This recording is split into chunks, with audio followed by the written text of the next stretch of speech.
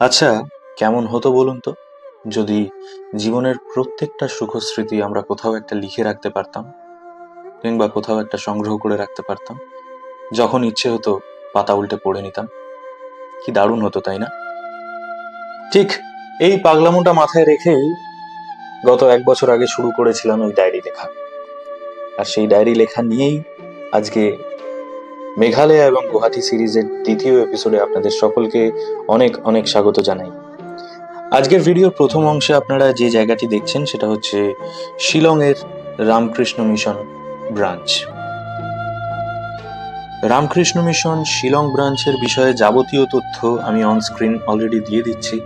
অতএব আপনারা যদি এখানে এসে থাকতে চাইছেন তাহলে যে কোনো একটি ডিটেলে আপনারা যোগাযোগ করে কিন্তু এখানে এসে বুকিং করে নিতেই পারেন। তবে এখানে একটা গুরুত্বপূর্ণ ইনফরমেশন আমি দিয়ে রাখতে চাই। আপনারা যদি শিলং প্রথমবার আসছেন এবং শুধুমাত্র ঘোরাটাই আপনাদের মেন ইন্টেনশন হয়, তাহলে আপনাদের জন্য সব থেকে অ্যাপ্রোপ্রিয়েট জায়গা হবে পুলিশ বাজার।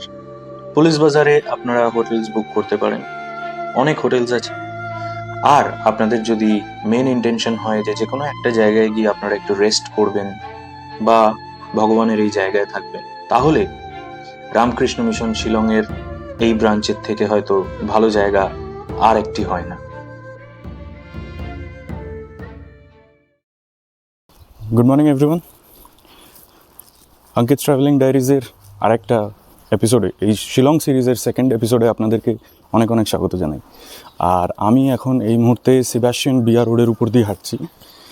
এটা অ্যাকচুয়ালি এই জায়গাটা হচ্ছে পুলিশ বাজার থেকে 3.4 to 3.5 কিলোমিটার দূরে। আর এই রাস্তায় হাঁটছি তার একটাই কারণ, আমরা যে জায়গাটা এক্ষুনি দেখলেন সেই জায়গাটা হলো শিলংয়ের রামকৃষ্ণ মিশন ব্রাঞ্চ। এটা কিন্তু আমাদের কলকাতায় যেমন বেলুড় মঠ আছে, সেটারই একটা ব্রাঞ্চ এখানে। চারিপাশে পাহাড় আর জাস্ট একটা সেন্টারের মধ্যে এই জায়গাটা অবস্থিত। এই জায়গাটার ব্যাপারে যদি হিস্ট্রি বলতে হয় তাহলে সেটা হচ্ছে ইট গোজ ব্যাক টু 1937। এটার স্থাপনা 1937-এ হয় এবং তখন কিন্তু এটার সোল পারপাস ছিল একটা হোমিওপ্যাথি অ্যান্ড অ্যালোপ্যাথি ডিসপেন্সারি হিসেবে। এবং ওনার যে আইডিওলজি ছিল যে divide of all castes and creed, তারা কিন্তু এই এক জায়গায় এসে মিলিত হবে। তো আজকের ট্রিপ প্ল্যান বলতে গেলে আমরা এখান থেকে জাস্ট একটু চা জল খাবার খেয়ে চলে যাব হচ্ছে এমটিডিসি বাস স্ট্যান্ডে। ওখানে বাস বুক করা আছে। ওরা আমাদের দুদিনের ট্রিপের জন্য, দুদিনের ট্রিপ বলতে 8 তারিখ আজকে আমরা বেসিক্যালি ডাউকি অ্যান্ড মলিনং সার্কিটটা কভার করব। তার অন্তর্গত যে সাইট সিনসগুলো আছে সেগুলো আপনাদের সামনে তুলে ধরবো। আর কালকে একটি অসাধারণ জায়গায় যাচ্ছি, দ্যাট ইজ চেরাপুঞ্জি। রাস্তাটা কি সুন্দর, তাই না? এখান থেকে আমরা ডাইরেক্ট চলে যাব একটা ক্যাব করে এমটিডিসি বাস স্ট্যান্ডে। এখন ঘড়িতে বাজে 7:17। আর এখানে ওয়েদার কিন্তু অলমোস্ট লাইক অ্যারাউন্ড 11, 12, 10 to 13-এর মধ্যে এরকম ভ্যারি করছে। বেশ প্লেজেন্ট ওয়েদার। আমি বিল্ডিংয়ের আর এই পাশে যে বিল্ডিংটা দেখছেন, guest house is on my right side, the Ashram is on my left side. তো আমার পিছনে হচ্ছে এইখানে গেস্ট হাউস এই দিকটায়, আর আশ্রমটা হচ্ছে এইদিকে। আমাদের এখানে থাকার জন্য এবং থাকা খাওয়া নিয়ে আমাদের প্যাকেজটা ছিল, সেটা টোটাল খরচা পড়েছিল আমাদের পার নাইট 1800 টাকা করে। মিশনের একটা নিয়ম যেটা আমার খুব ভালো লেগেছে সেটা হচ্ছে, এক তো হচ্ছে এখানে প্রতিটা জিনিসই everything that is present here is very very beautiful. এগুলোর কোনো তুলনাই হয় না। ভগবানের জায়গায় আছি, তো I am really grateful for that যে এই সুযোগটা আমাদের হয়েছে। আর একটা যেটা বিষয় সেটা হলো গিয়ে যে এখানে কিন্তু একটা সেলফ সার্ভিসের ব্যাপার আছে। যেমন ধরুন, আপনারা যদি খাবার দাবার খান, তো খাবার দাবার খেলে তারপরে ডিশেস অ্যান্ড গ্লাসেস কিন্তু নিজেদের ওয়াশ করে নিতে হবে। So I guess that's a very good thing. কারোর উপর ডিপেন্ড না করে নিজে করে নেওয়া, এটা একটা খুব ভালো নিয়ম এখানে। পিছনটা দেখুন, এখানে আমি জাস্ট একটা বাইপাস অ্যালেতে নেমে এসেছি, গলিতে। এখান থেকেও ভিউটা দেখা যাচ্ছে, ওইখানে কি সুন্দর লাগছে। আমি চেষ্টা করছি ওই নিচটায় নেবে ওখানে গিয়ে ওইটা যদি ক্যাপচার করা যায়।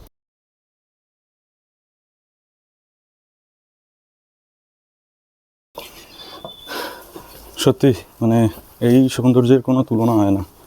আর ভাষা তো অবশ্যই খুঁজে পাওয়া যায় না এগুলোকে ব্যাখ্যা করার জন্য। আর একটা বিষয়, আপনি এমটিডিসির কিন্তু আমি নাম্বার শেয়ার করে দেবো অনস্ক্রিন, আপনারা অনলাইন বুকিংও করে নিতে পারেন। Online booking in the sense ওদেরকে আপনাদের বলতে হবে যে আপনি কোন দিন কোন সার্কিটটা এক্সপ্লোর করতে চাইছেন। বুকিংটা কিন্তু প্রায়ার 2 days নেয় ওরা, মানে ওরকম নয় যে 1-2 মাস আগে থেকে করে রাখবেন, প্রায়ার 2 days করে। তো সেই একটা ব্যাপার। আর তো তখন ওরা আপনাদের একটা নাম্বার দেবে যেখানে অনলাইন সার্ভিসেস অ্যাভেলেবেল, সেটা আপনারা ওখানে অনলাইনে টাকা পাঠিয়ে দিতে পারবেন। আমি যে জিনিসটা করেছি।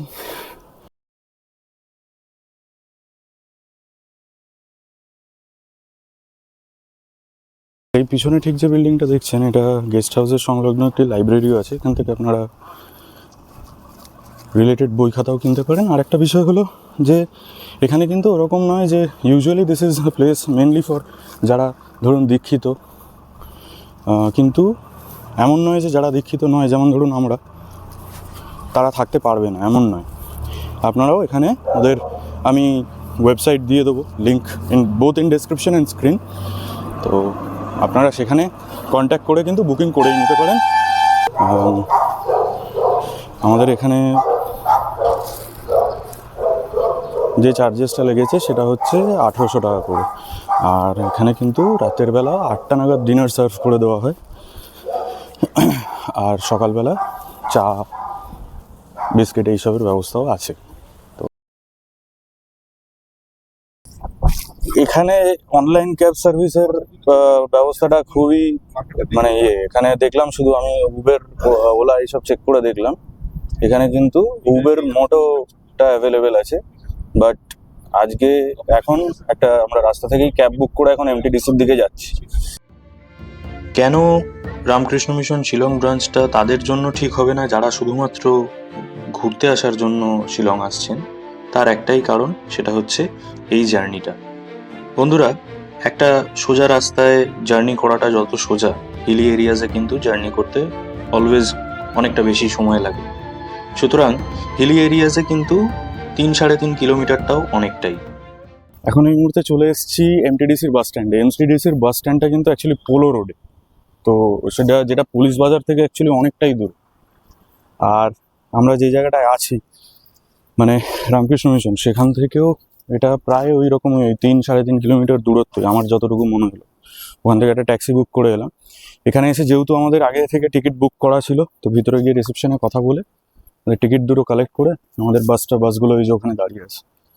এখানে বলে রাখা ভালো যে আপনারা কিন্তু পুলিশ বাজার থেকে প্রাইভেট ভেহিকেলসও অ্যাভেলেবেল পেয়ে যাবেন।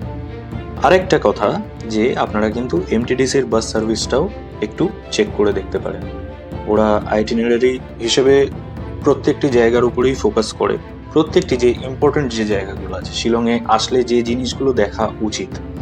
এখানে বুকিং সম্বন্ধে যদি বলতে হয়, ওরা কিন্তু 2 দিন আগে বুকিং নেয়। এমন নয় যে 1 সপ্তাহ আগে আপনাদের বুকিং নিয়ে নেবে, তা নয়। আর বুকিংটা ওভার ফোনও হয়। আমি এমটিডিসির নাম্বার অন স্ক্রিন আবারও শেয়ার করে দিচ্ছি, আগেও শেয়ার করেছি।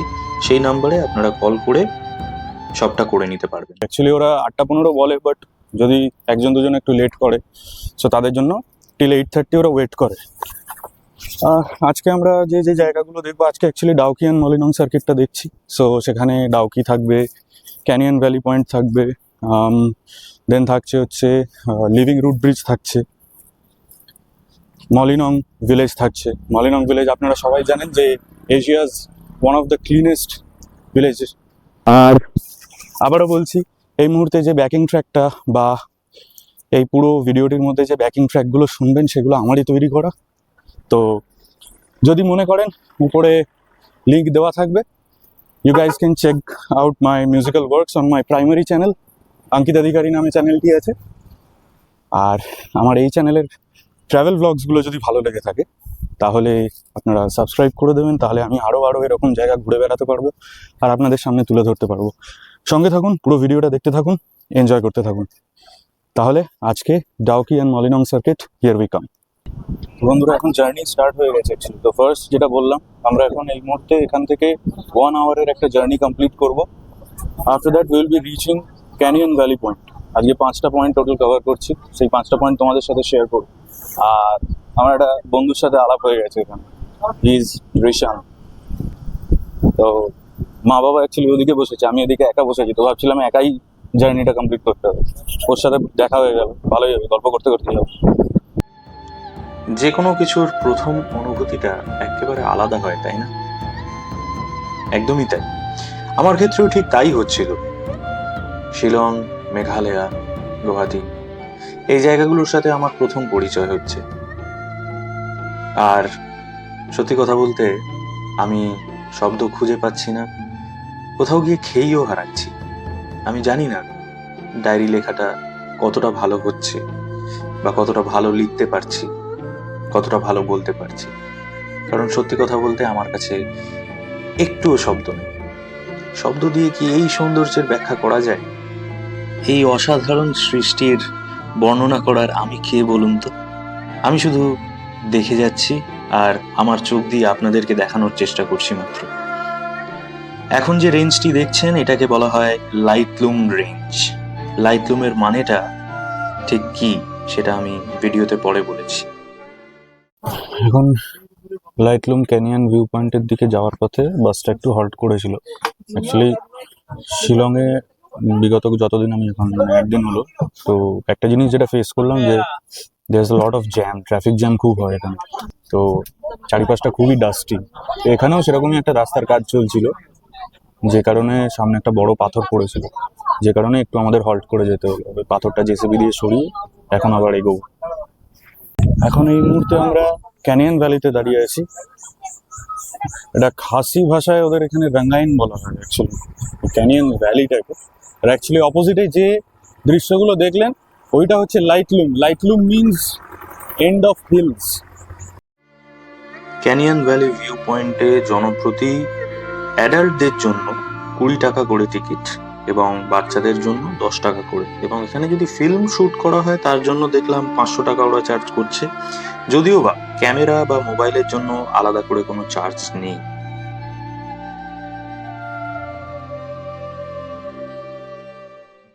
এখন ক্যানিয়ন ভ্যালি ভিউ পয়েন্টে দাঁড়িয়ে আছি। পিছন দিকটা দেখুন, জাস্ট জায়গাটা কোয়াইট রিলি কনজেস্টেড, হওয়াটাই স্বাভাবিক, সবাই ছবি তুলবে। এইখানটা বেসিক্যালি পিছন দিকের এন্টায়ার ভ্যালি রেঞ্জটা আপনারা এই জায়গাটা থেকে পাবেন। সো ইটস রিয়েলি রিয়েলি অসম, খুব সুন্দর জায়গা, অসাধারণ একটা জায়গা। সো বেসিক্যালি যেটা বললাম, এই দিকটা is Rangain and that side is Laitlum. So Rangain আর লাইটলুম এই দুটো রেঞ্জ মিলিয়ে কিন্তু পুরো এন্টায়ার স্পেসটা। সো লাইটলুম যেটা বলছিলাম, লাইটলুম মিনস এন্ড অফ হিলস। চারিপাশটা দেখুন জাস্ট, ওয়াও।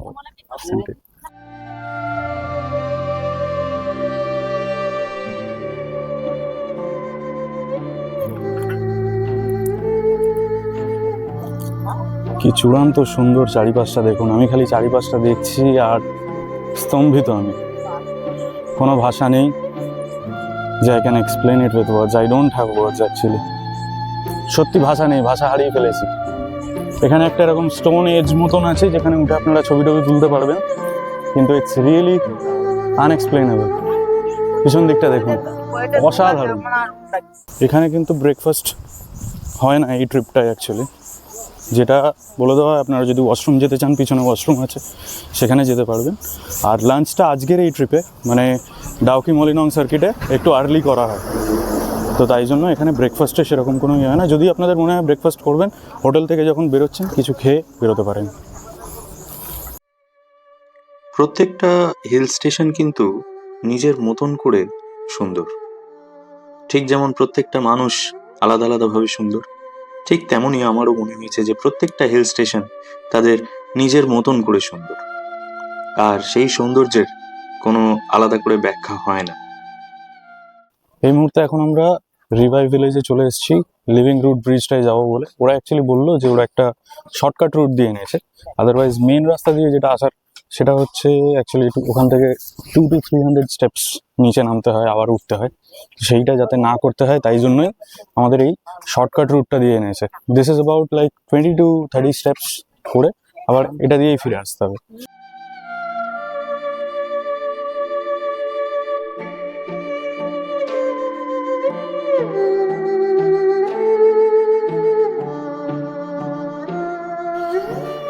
সো এখানে রাস্তাটা অ্যাকচুয়ালি খুবই, স্টেপস তো আছে বাট ওই আর কি, তাই জন্য স্টেপসগুলো এখানে যারা আসবেন আর বিশেষ করে যাদের পায়ে ধরুন প্রবলেম আছে তারা খুবই সাবধানে জায়গাটাকে কভার করতে হবে। অসাধারণ লাগছে। This is such a beautiful place, isn't it? পিছন দিকে একটা রাস্তা যেটা এই মুহূর্তে আমার ডান দিক দিয়ে বেরিয়ে যাচ্ছে, ওই রাস্তাটা অ্যাকচুয়ালি 200 to 300 স্টেয়ার্স উপরে কভার করতে হবে। সো গাইড বলে দিলেন ওই দিকে না যেতে। সামনে যেখানে স্টোরসগুলো আছে ওখান থেকে কিন্তু আপনারা লাঠি রেন্টের জন্যও নিতে পারেন, 10 থেকে 20 টাকা নিচ্ছে দেখলাম। সো যারা কনফিডেন্স পাবেন না, so you guys can rent sticks out there. আর পাশে এরকম রেলিং করা আছে, রেলিং ধরেও যেতে পারেন। মেঘালয়ের রিভাই গ্রামে অবস্থিত খাসি প্রজাতিদের দ্বারা তৈরি এই লিভিং রুট ব্রিজ, ভাবা যায় 100 বছরেরও বেশি বয়স। এই লিভিং রুট ব্রিজ কিন্তু মেঘালয়ে আসলে একটা must visit place, and it's really an amazing place. So এখানে অ্যাকচুয়ালি যখন প্রথম কথা একটা সবথেকে ইম্পর্টেন্ট যে বিষয়, যখন নিচে নামবেন প্লিজ নিচের দিকে দেখে নামবেন, কারণ স্টেপসগুলো নর্মাল স্টেপস তো নয়, পাথর কেটে কেটে করা। আর এখানে ইয়ে করা আছে আপনার, লাইক টিকিট কাউন্টার এই জায়গাটায় আছে, এখানে এসে নেবে টিকিট কেটে তারপরে নিচে যেতে হবে। Ticket 40 per person. মাকে উপরে বসিয়ে আসলাম, মা এই জায়গাটা যেরকমভাবে আছে নামতে পারতো না, আমি আর বাবা এগোচ্ছি এখন। এই রুট ব্রিজটা it's around more than 100 years old and it's formed of a rubber tree. সেই রাবার ট্রি এর গাছের যে রুটস গুলো আছে সেইগুলো দিয়ে একটা ব্রিজ তৈরি করা। সো তাই জন্য এই জায়গাটা এতটা ফেমাস। আমি অলমোস্ট আই এম দেয়ার, আমি এবার নিচে গিয়ে দেখাচ্ছি তোমাদের।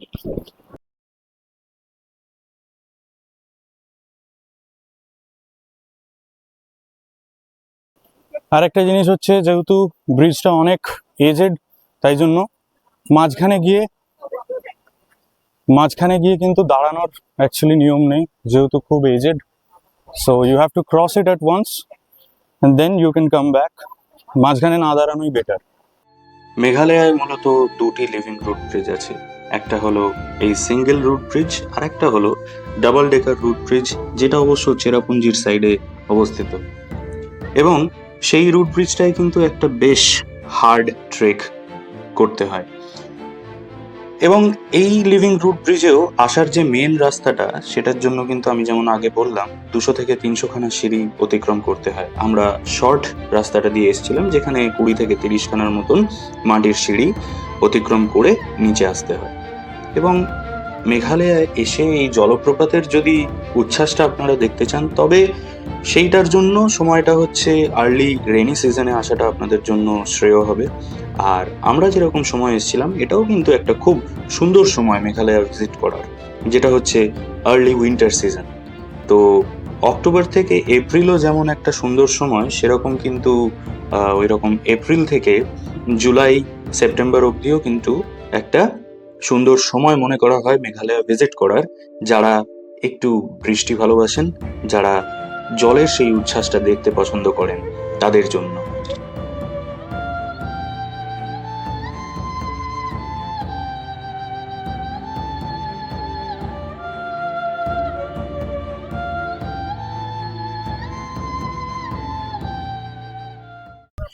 So finally here we are. এখন এই মুহূর্তে জাস্ট ওই রিভার ব্রিজ থেকে এটা অ্যাকচুয়ালি উইদিন 2 কিলোমিটার্স মলিনং ভিলেজে আছি, Asia's cleanest village which was declared in 2014। আর এখানে এই মুহূর্তে অ্যাকচুয়ালি 1400 লোকজন আছেন টোটাল মিলিয়ে। It's only 1400 people. এবং প্রত্যেকটি মানুষ, সব থেকে এখান থেকে শেখার যেটা হচ্ছে, প্রত্যেকটি মানুষ কিন্তু সকাল সন্ধে তারা বাড়ি থেকে বেরিয়ে গ্রামটিকে পরিষ্কার করে। এটা কিন্তু একটা অসাধারণ ব্যাপার। এবার আমি ব্যাক অফ দি ক্যামেরায় চলে যাব আর আপনাদের গ্রামটা ঘুরিয়ে দেখাবো। চারিপাশটা দেখুন।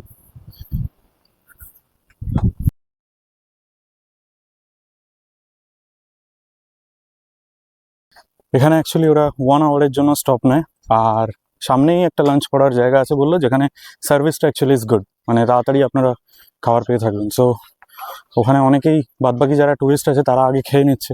তো আমরা ঠিক করলাম first will cover this village, then will go for lunch.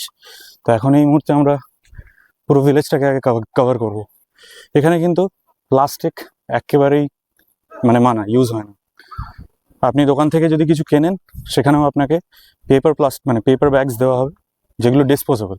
সোজা কথা, যে জিনিসগুলো ডিসপোজেবল সেগুলোই এখানে ইউজ করা হয়। ডাউকি এবং মলিনং সার্কিটের এই ট্রিপের দিন কিন্তু ব্রেকফাস্ট প্রোভাইড করা হয় না, অতএব আপনারা চেষ্টা করবেন যে ব্রেকফাস্ট করে বেরোনোর, কিংবা কিছু ড্রাই ফুড ক্যারি করার। দেখতে দেখতে চলে এলাম মলিনং ভিলেজে, এশিয়াস ক্লিনেস্ট ভিলেজ। কি অসাধারণ ব্যাপার, তাই না? মাত্র 1400 জন এখানে বাস করেন এবং তারা প্রত্যেকে চেষ্টা করে গ্রামটিকে কিভাবে পরিষ্কার পরিচ্ছন্ন রাখা যায়। এখানে আসলে আপনার সত্যি ফিরতে ইচ্ছে করবে না। এবং এই গ্রামে কিন্তু প্রত্যেকটি জায়গায় এরকম কটি ওয়াচ টাওয়ার করা আছে, যেখানে মাত্র 30 টাকার বিনিময়ে আপনারা ওয়াচ টাওয়ারে উঠে এন্টায়ার গ্রামের একটা বার্ড আই ভিউ পেয়ে যাবেন। আমাদের যেখানে লাঞ্চ করতে বলা হয়েছিল আমরা সেখানে লাঞ্চ করিনি। আমরা মলিনং ভিলেজে এন্ট্রি করেই ঠিক ডান দিকে একটি রেস্টুরেন্ট পড়ে, যে রেস্টুরেন্টটির নাম হচ্ছে সাঙ্গিয়ার। ভিডিওতে কিছুক্ষণ পরেই আমি সেই জায়গাটা দেখিয়েছি। এবং অনেকেরই চিন্তা থাকে যে মেঘালয়া গেলে হয়তো আমরা যে ধরনের খাবার খেয়ে অভ্যস্ত সেই ধরনের খাবার ঠিক পাওয়া যাবে না, কিংবা পাওয়া যাবে কিনা। কিন্তু আমরা এই রেস্টুরেন্টে খেয়ে, বিশ্বাস করুন, অসাধারণ রান্না করেছিল, খুব এনজয় করেছি এবং I feel grateful that we chose that place. দেখতে দেখতে চলে এলাম বোর্ড হিল ফলসে। এই বোর্ড হিল ফলসটা কিন্তু একেবারে ইন্ডিয়া বাংলাদেশ বর্ডার লাইনের কাছে। এই এপারে যে দৃশ্যটি এখন দেখছেন সেই দিকটা হচ্ছে বাংলাদেশ, আর এই পারে হচ্ছে ইন্ডিয়া। খুব কাছ থেকেই আপনারা কিন্তু বাংলাদেশ এবং ইন্ডিয়া বর্ডারটিকে দেখতে পাবেন। অনেকটা রাস্তা অতিক্রম করে অবশেষে চলে এলাম আজকের এই এপিসোডের মেন অ্যাট্রাকশন, ডাউকি ভিলেজ এবং উমনোট রিভার। ঠিক শুনছেন, ডাউকি গ্রাম। চলুন। এতটাই জ্যাম ফেস করেছি আমরা, একটু লেট রান করছি। এখন ঘড়িতে বাজে পুরো 4টে, এখানে 1 ঘন্টা টাইম দিয়েছে। এতটাই জ্যাম, আমরা এখান বাস থেকে নেমে পড়ে আমাদেরকে পুরো হেঁটে যেতে হচ্ছে, কিছুটা পথ আছে।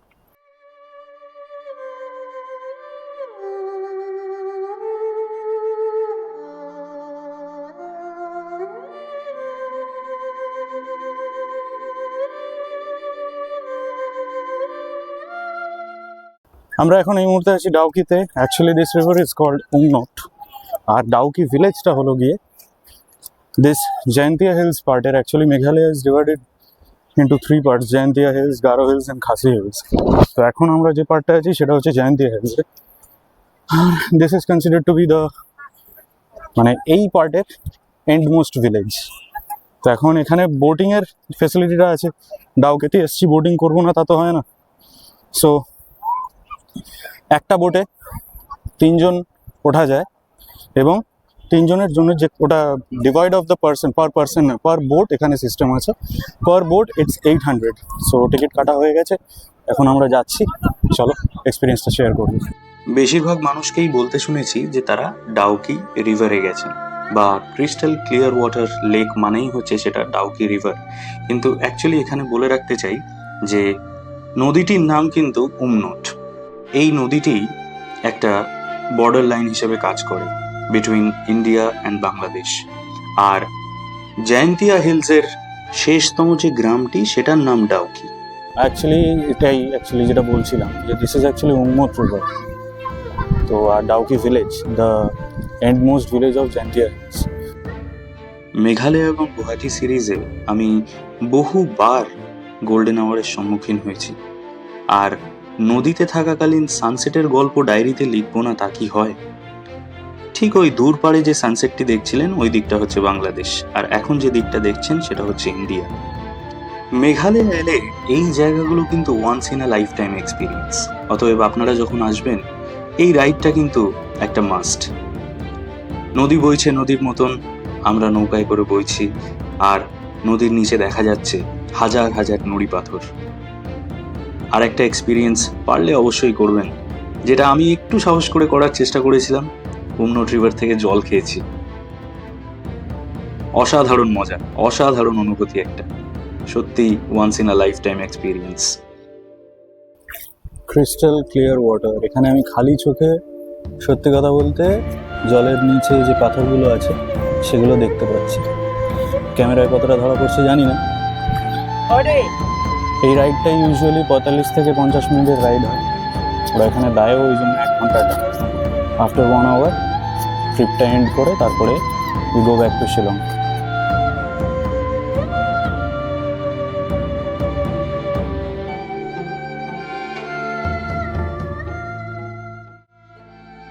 উমনোট রিভারের ধারে কিন্তু ক্যাম্পিং ফেসিলিটিসও আছে।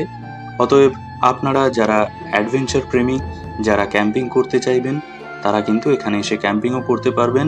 বনফায়ার অ্যাভেলেবেল আছে, বারবেকিউ করতে পারবেন এবং এনজয় করতে পারবেন। অতএব এই ফেসিলিটিসগুলোও কিন্তু উমনোট রিভারের ধারে অ্যাভেলেবেল আছে। দেখুন তো, এই সৌন্দর্যের কি কোনো ব্যাখ্যা হয়? আমার মতন একটা সাধারণ ছেলে কি এই সৌন্দর্যের ব্যাখ্যা করতে পারে? পারে না।